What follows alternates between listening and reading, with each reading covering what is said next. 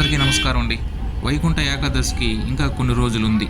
కానీ ఇక్కడ అలిపిరి వద్ద అప్పుడే స్టార్ట్ అయింది. తిరుమలకు వెళ్ళే భక్తులు రద్దీ చూస్తుంటే వైకుంఠ ఏకాదశి అప్పుడే మొదలైందా అనిపిస్తున్నది. అవునండి, నిజమే. ఇక్కడ తిరుమలలో భక్తుల రద్దీ సాధారణం కంటే ఎక్కువయ్యారు. ఎందుకంటే వైకుంఠ ఏకాదశికి కొంతమందికి టికెట్లు దొరకచ్చు, దొరకపోవచ్చు అనే ఉద్దేశంతో ముందుగానే శ్రీ వెంకటేశ్వర స్వామిని కనులారా దర్శనం చేసుకుందామని ఉద్దేశంతో ప్రతి ఒక్కరూ ముందుగానే తిరుమలకు రావడంతో భక్తుల రద్దీ సాధారణం కంటే ఎక్కువైంది.